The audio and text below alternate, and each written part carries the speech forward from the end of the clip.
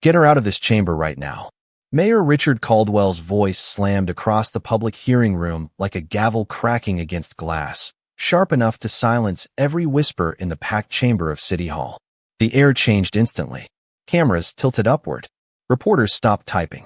And standing alone at the public comment podium beneath the harsh fluorescent lights was Monica Hayes, a black woman in a charcoal blazer and dark jeans, calm enough to make the mayor even angrier. She didn't raise her voice. She didn't move. She simply stood there with one hand resting against the microphone while security officers exchanged uncertain glances near the side aisle. At 6:42 p.m. on a rainy Thursday night in Baltimore, the city's most powerful elected official had just ordered a black woman removed from a public hearing because she asked one question he didn't want answered. Before we continue, where are you watching from? Drop your city or country in the comments below. And if you believe in dignity and justice, hit like and subscribe. These stories spark change, and we're glad you're here. Now, back to Monica Hayes. This hearing is for registered speakers only, Caldwell snapped, leaning forward behind the elevated council desk with the kind of confidence that comes from years of never being challenged publicly. But Monica's eyes never left his. I registered 19 days ago, she replied evenly. The room stirred. A woman in the second row lowered her phone slowly. A man near the back whispered, "Oh, this is about to go bad." To Caldwell's right sat Karen Whitmore, his senior advisor, blonde hair pulled tight, lips curled into a smile so thin it barely qualified as one. She leaned toward the mayor and muttered something that still carried across the microphone system. She's trying to make a scene. Monica heard it. So did half the room. But Monica didn't blink. She had heard versions of that sentence her entire life. At 22, she'd been asked if she was lost while walking into a corporate development meeting she was leading. At 31, a banker asked whether the company she owned was actually hers. And now, at 44 years old, founder and CEO of Hayes Urban Equity, the woman responsible for rebuilding 3 neglected neighborhoods across Maryland was being treated like an intruder in a building funded partly by her own tax initiatives. One of the security officers stepped forward carefully. "Ma'am, we're asking you to leave the podium." Monica turned toward him slowly, composed, controlled.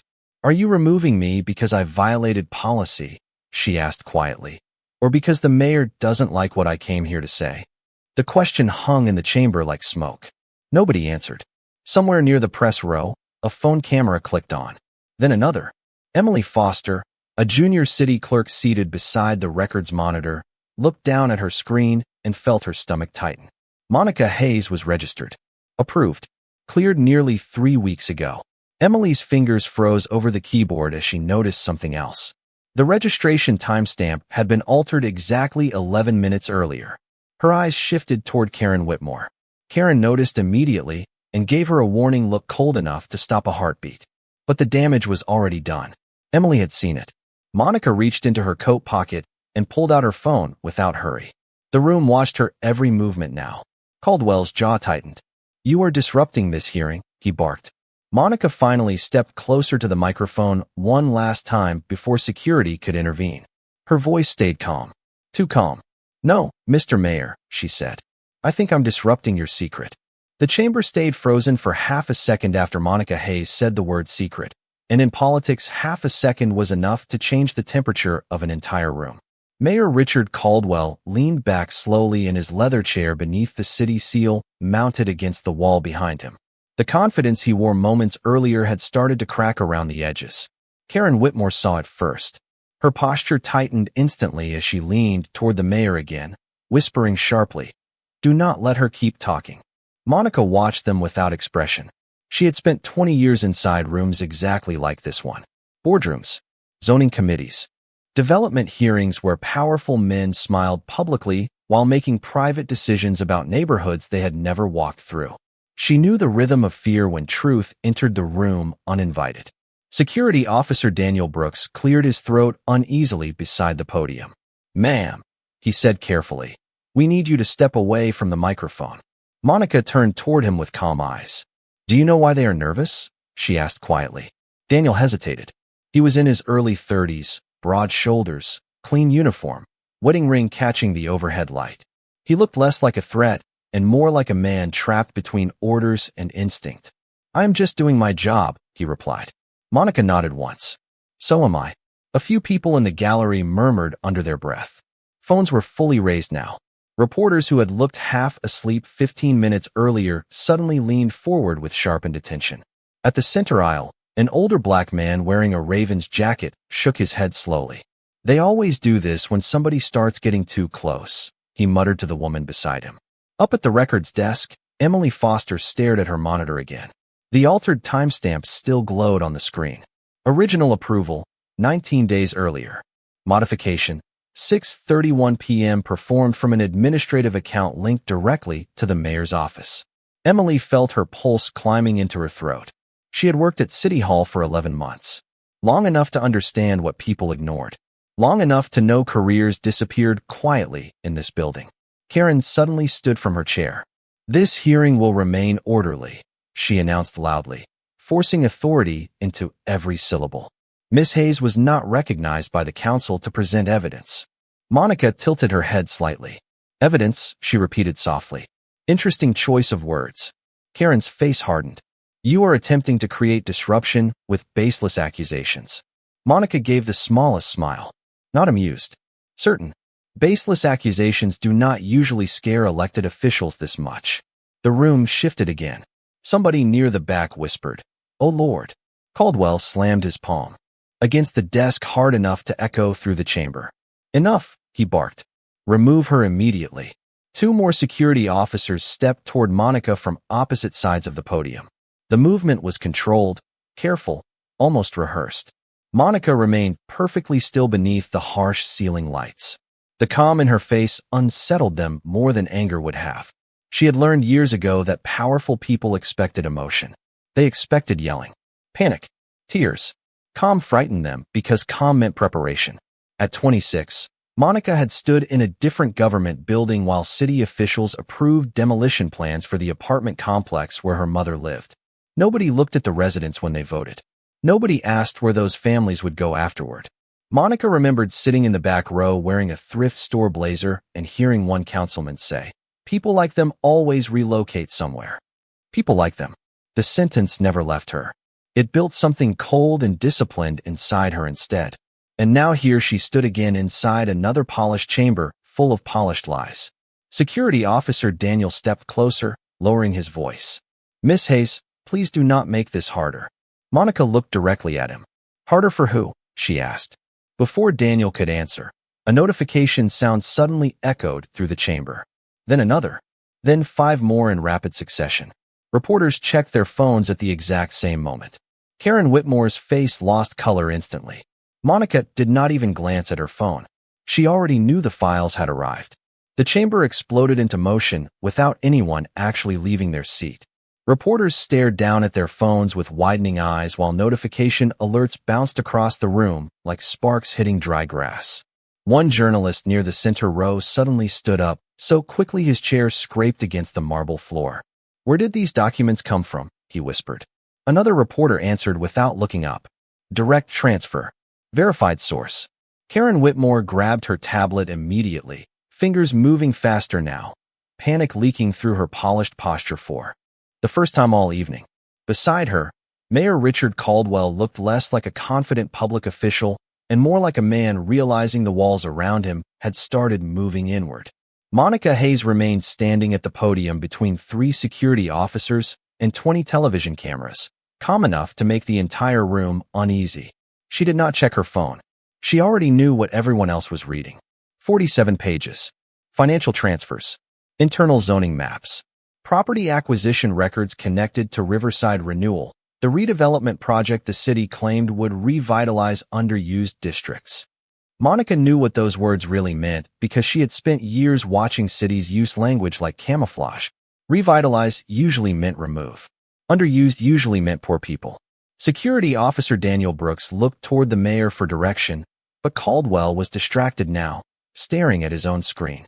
"This hearing is suspended," the mayor suddenly announced, his voice louder than necessary. "Everyone will clear the chamber immediately." But nobody moved. The room had crossed the point where authority alone could control it anymore. A woman near the front row raised her phone higher. "No," she called out. "We are staying." Several others nodded instantly. Emily Foster could barely breathe at her desk. She opened the first attachment and felt cold rush through her chest. There it was. A private memorandum between the mayor's office and a development company called Harbor Atlantic Holdings.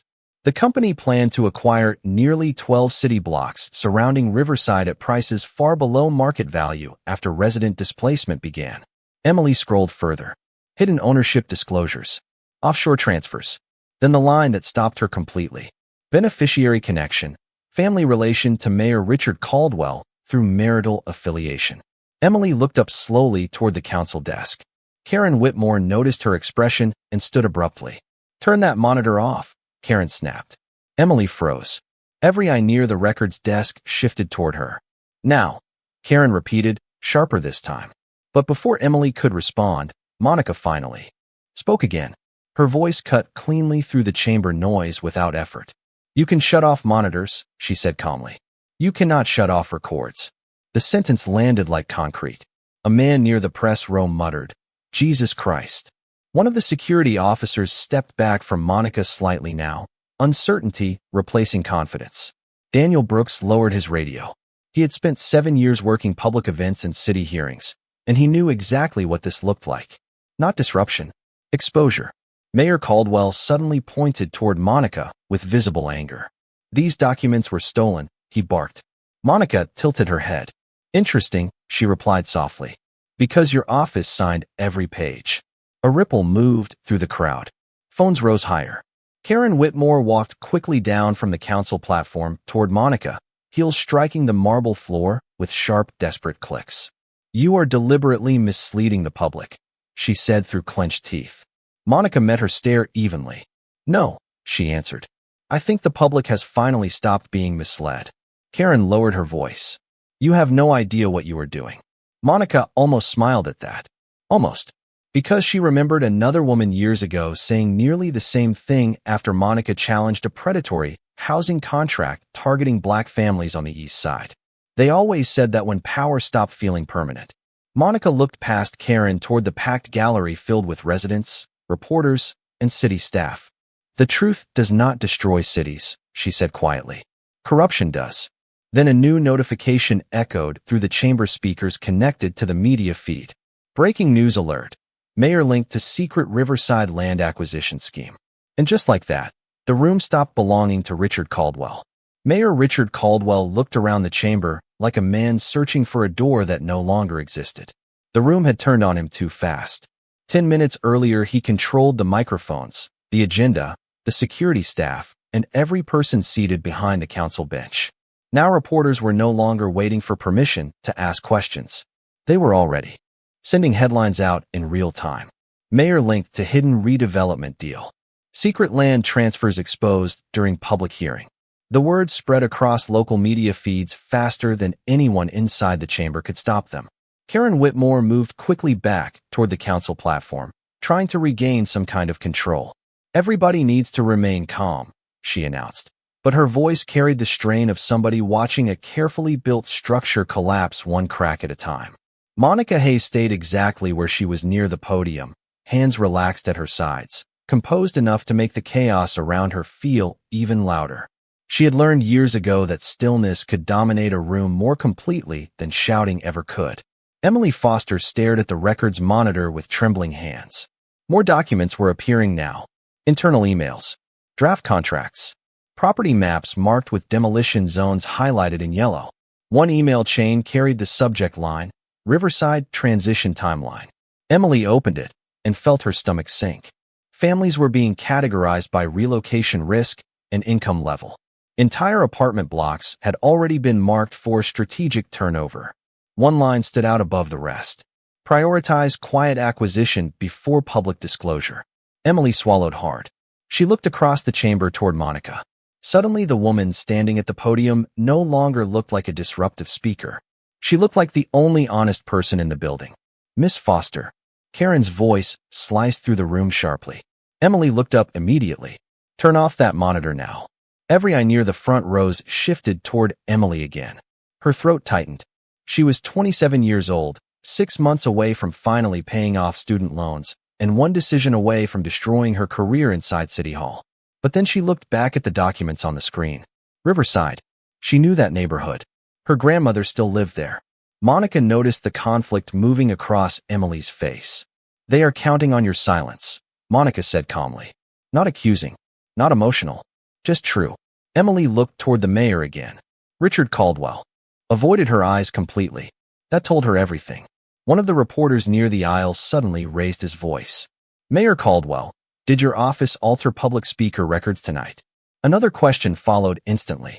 Did your brother-in-law profit from Harbor Atlantic Holdings? Then another. How many residents were supposed to be displaced? Caldwell slammed both hands onto the desk. This hearing is over, he snapped. But nobody listened this time.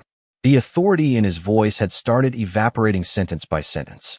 Security Officer Daniel Brooks stepped back farther from Monica now, lowering his posture slightly. The other officers followed his lead. Nobody wanted to be the face attached to removing a black woman who appeared to be exposing city corruption live on camera. Karen Whitmore turned sharply toward Monica, anger finally overpowering composure. You planned this entire spectacle, she hissed. Monica met her stare evenly. No, she answered softly. I planned accountability. Karen folded her arms tightly. You think releasing documents makes you a hero? Monica's expression never changed. No, I think hiding them made you dangerous. The room reacted immediately. A low wave of murmurs rolled across the chamber like distant thunder. Emily felt her heartbeat climbing again as another file opened automatically on her screen. This one carried a scanned signature from the mayor himself approving emergency zoning exemptions for Harbor Atlantic Holdings less than 72 hours before tonight's hearing. Emily stared at it for 3 full seconds. Then slowly, carefully, she reached toward the control panel connected to the chamber display system. Karen saw the movement instantly. Emily, she warned sharply. But Emily was already done being afraid. She pressed the button, and above the council chamber, the giant public display screens flickered to life. The giant public screens hanging above the council chamber flickered twice before the documents filled every inch of the room in bright white light.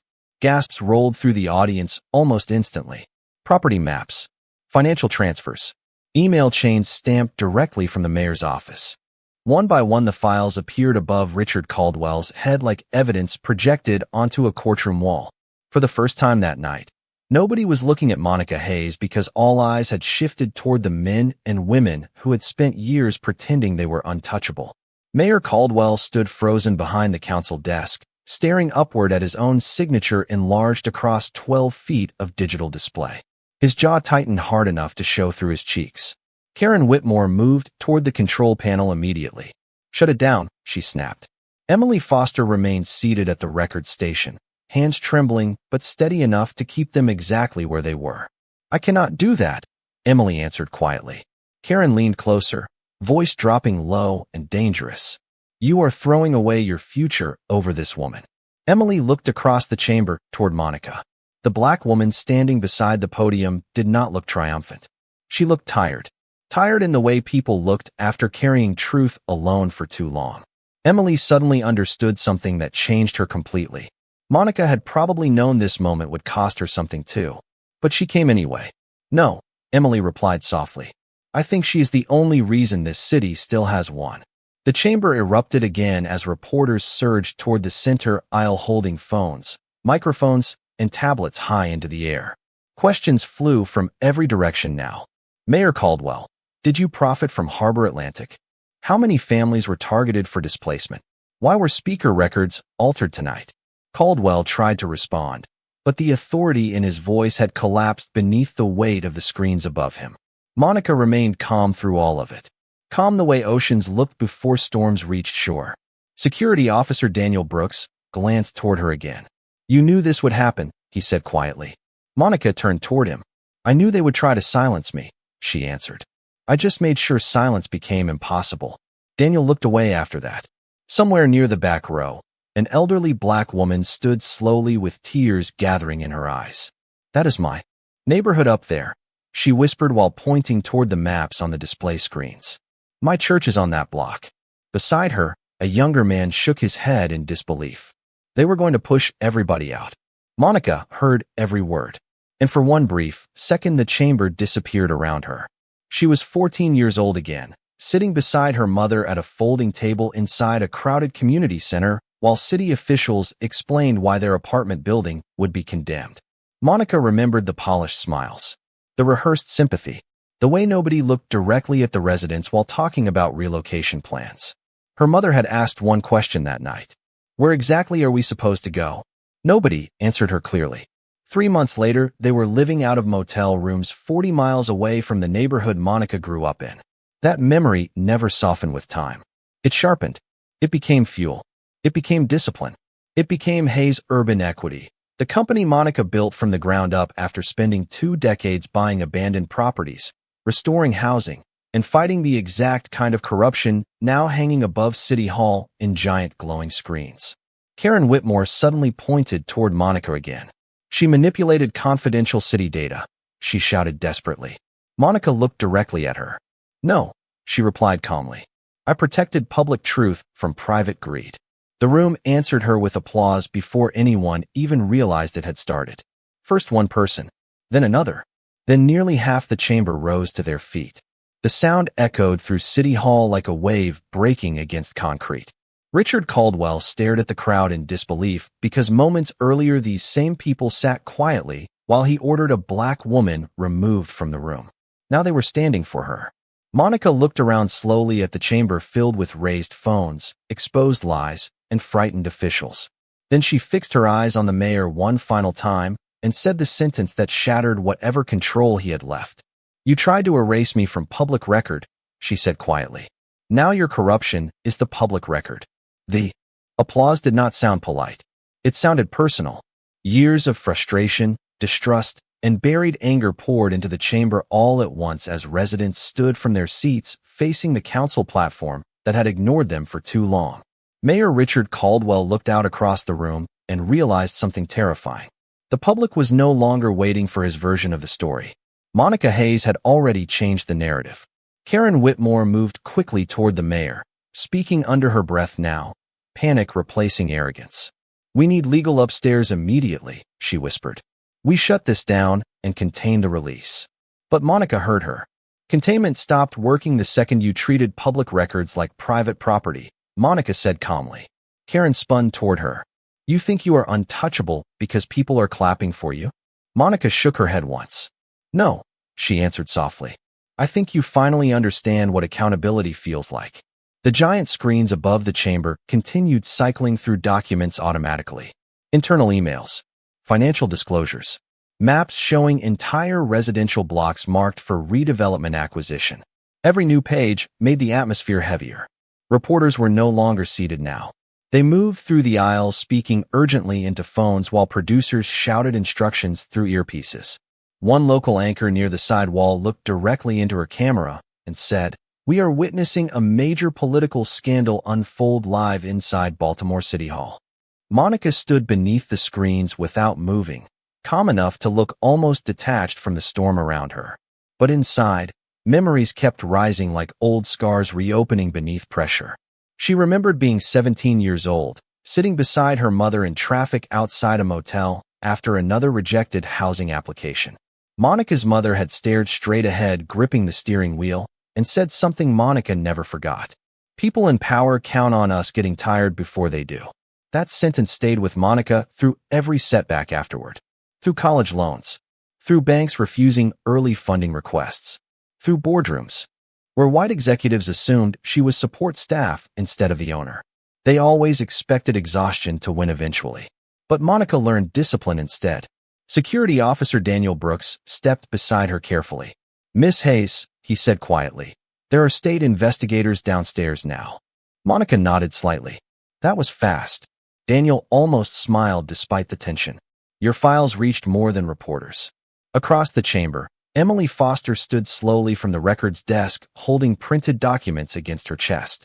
Her hands still trembled, but her voice did not when she finally spoke. The public speaker records were altered from the mayor's office terminal at 6:31 p.m. tonight, she announced clearly. The room fell silent again instantly. Karen Whitmore's face drained of color. Emily, she snapped sharply, you do not know what you are saying. Emily looked directly at her this time.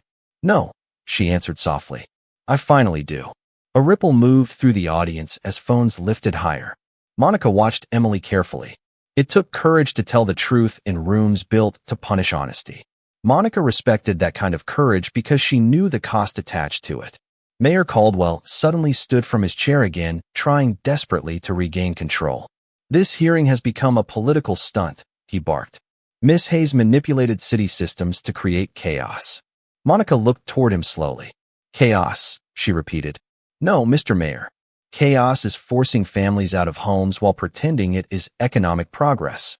Caldwell pointed toward her angrily. "You have no authority here." Monica stepped forward one pace beneath the bright chamber lights. Just one, but somehow it shifted the entire room toward her. "That is where you made your biggest mistake," she said quietly. Then she reached into her coat pocket and removed a slim black folder the chamber had not noticed until now. Karen Whitmore stared at it immediately. Her expression changed before anyone else understood why. Monica opened the folder carefully and pulled out one final document stamped with official state certification seals across the top. "You spent the entire night trying to remove me from this hearing," Monica said calmly. "Without realizing I legally owned the Riverside debt portfolio your office was secretly trying to sell." Silence crashed across the chamber like the power itself had gone out. The silence inside the chamber became so complete that even the camera shutters sounded loud. Mayor Richard Caldwell stared at the certified document in Monica Hayes' hand like he had stopped understanding the room around him. Karen Whitmore looked even worse.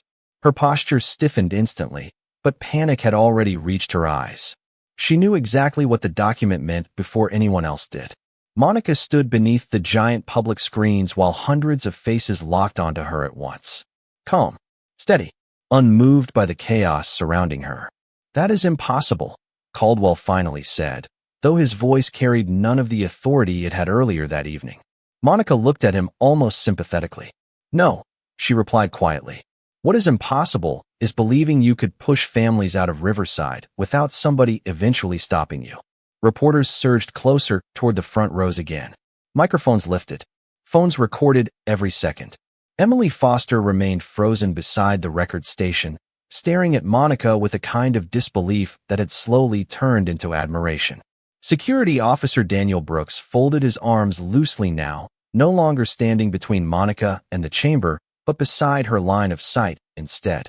The shift was subtle, but everyone noticed it. Monica opened the black folder completely and removed several additional documents clipped neatly together. 3 months ago, she said evenly, Hayes Urban Equity quietly purchased the distressed municipal debt attached to Riverside through legal state transfer proceedings. She held up the certified paperwork beneath the chamber lights, which means every redevelopment action tied to those parcels required disclosure to my office before approval. Caldwell's face lost color. Karen Whitmore stepped toward him quickly and whispered something sharp into his ear, but he barely reacted. The room had already moved beyond damage control. One reporter near the center aisle raised his voice immediately. "Mayor Caldwell, did your office knowingly conceal redevelopment actions from the legal debt holder?" Another followed.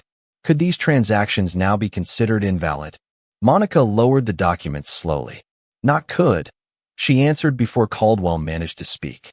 "They are." The chamber erupted again.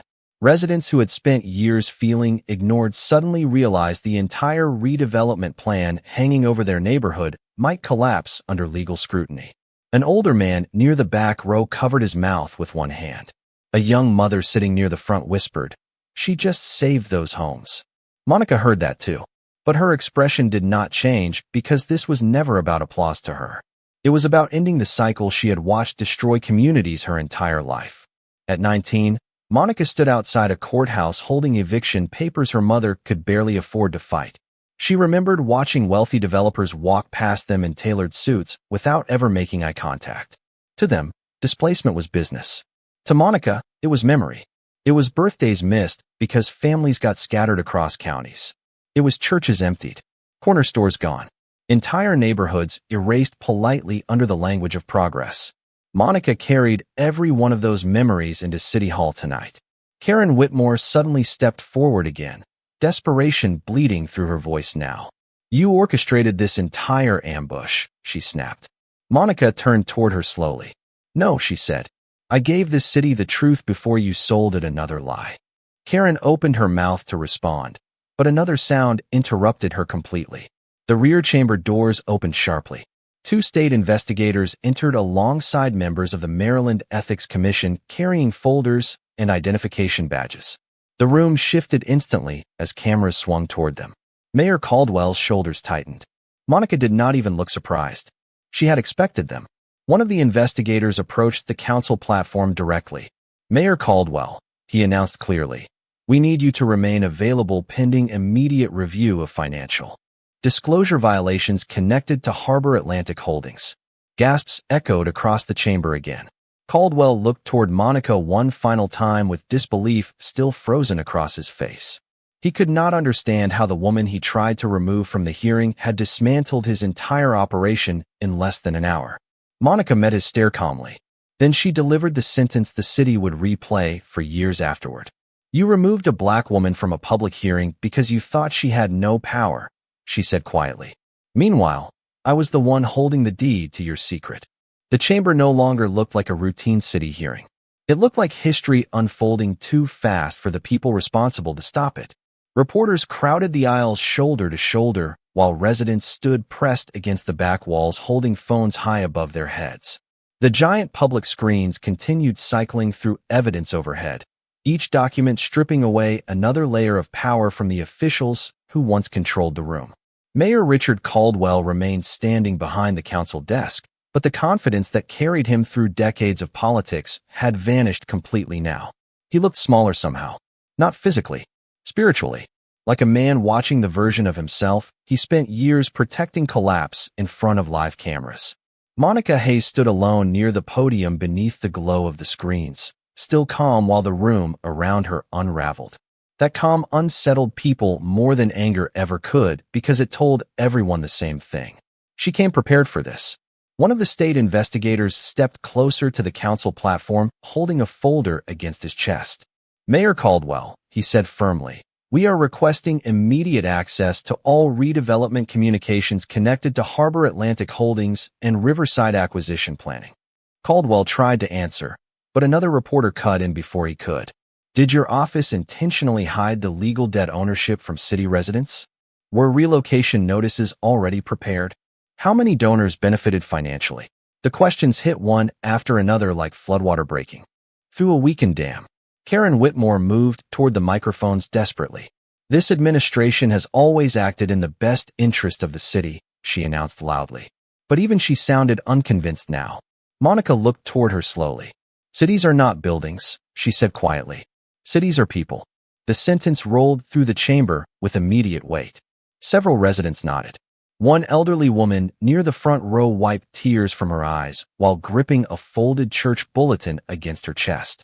My family has lived in Riverside for 53 years, she whispered to a reporter nearby.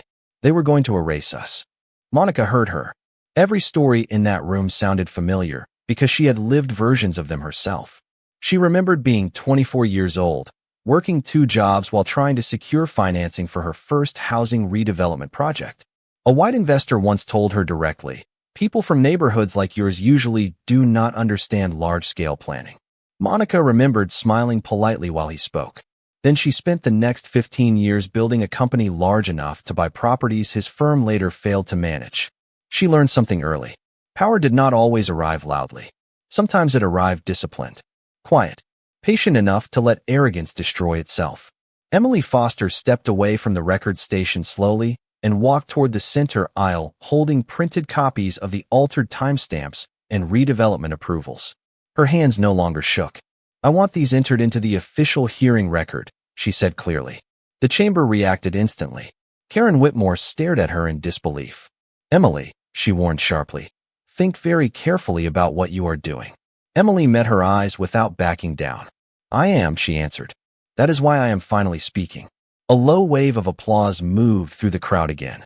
Security Officer Daniel Brooks looked around the chamber and realized nobody feared City Hall anymore tonight. Not the residents. Not the staff. Not even the reporters. Monica Hayes had shifted the balance of the room completely. Caldwell suddenly slammed his folder shut with visible frustration. This is political theater, he snapped weakly. Monica turned toward him for the final time that evening. No, she replied calmly. Theater is pretending redevelopment was about helping people while secretly selling them out. Silence followed her words. Heavy silence. The kind that settled over rooms when truth landed too hard to escape. Then one of the giant overhead screens changed again automatically. A newly released financial summary appeared across all displays showing direct transfer amounts connected to Harbor Atlantic Holdings and entities tied to the mayor's family. Gasps exploded through the chamber louder than before. Even some council members looked stunned now. Monica watched the room absorb it all slowly. The lies, the greed, the displacement plans disguised as progress. Then she lowered her voice almost to a whisper, and somehow the entire chamber still heard every word. You tried to remove me from this hearing because I did not fit your image of power, she said. Meanwhile, I was the only person in this room trying to protect the people you were willing to sacrifice. By 8:03 p.m., City Hall no longer belonged to the politicians sitting behind the council bench. It belonged to the people standing in the aisles refusing to stay silent any longer. Reporters filled every open space in the chamber, while state investigators moved between council members collecting records and securing communication logs. The giant overhead screens still glowed above the room, illuminating document after document like public confession written in white light. Mayor Richard Caldwell remained near the council desk, surrounded by advisors and attorneys who suddenly looked less like a powerful administration and more like passengers realizing the ship had already hit the iceberg. Karen Whitmore had stopped speaking entirely. Her arms stayed folded tightly across her chest, while cameras captured every second of her silence. Monica Hayes stood near the front of the chamber exactly where security officers once tried to remove her less than an hour earlier. The irony settled over the room slowly. They treated her like she did not belong there. Now nobody could imagine the room without her. Residents began stepping forward one by one from the gallery seats. A retired teacher from Riverside described receiving unexplained relocation notices weeks earlier. A barber said developers had already approached property owners offering suspiciously low cash deals. A young mother holding her daughter against her shoulder fought tears while explaining how afraid she had been of losing the apartment where 3 generations of her family lived. Monica listened quietly to every story. She never interrupted, never made herself the center of their pain, because she understood something most officials inside City Hall forgot years ago. Leadership was not about controlling rooms. It was about protecting people inside them. Emily Foster stood beside the records desk, holding copies of the certified documents against her chest, while reporters surrounded her with questions. Why did you decide to speak? One asked. Emily glanced toward Monica before answering. Because watching someone stay calm while being humiliated for telling the truth changes you, she said softly. Across the chamber, Security Officer Daniel Brooks removed the event access badge from around his neck and slipped it into his pocket. A local journalist noticed and asked him quietly, "What changed your mind tonight?" Daniel looked around the room, filled with residents instead of politicians. I realized I was standing between power and the people it was hurting, he answered. Monica heard that too. The chamber had become something entirely different now. Not just a scandal, a reckoning. Years earlier, Monica used to think success alone would protect her from moments like this. She thought titles, wealth, and influence would eventually shield her from being underestimated, because she was a black woman walking into rooms controlled by people who never expected her to belong there. But she learned the truth instead. Bias did not disappear when black women became powerful. Sometimes it became even more dangerous because power terrified people who spent their entire lives believing it only belonged to them. That was why Monica never built Hayes Urban Equity just to make money. She built it to create leverage strong enough to defend communities that nobody else protected.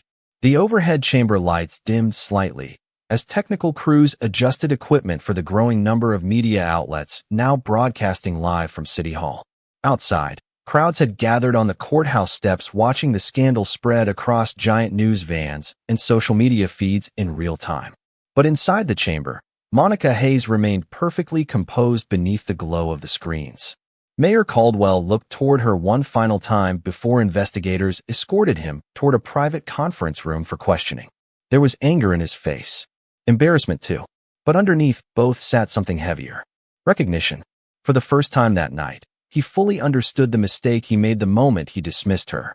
Monica watched him disappear through the side hallway, without satisfaction or celebration. Justice was not revenge to her. Justice was interruption, stopping harm before it became permanent. The chamber slowly quieted around her as residents continued standing near the aisles, unwilling to leave yet. Almost like they needed proof this moment was real. Monica looked around the room one last time. At the people, the cameras, the truth finally sitting in plain sight where nobody could hide it again. Then she spoke softly, but every corner of the chamber heard her clearly. "I did not raise my voice tonight," she said. "I raised the standard."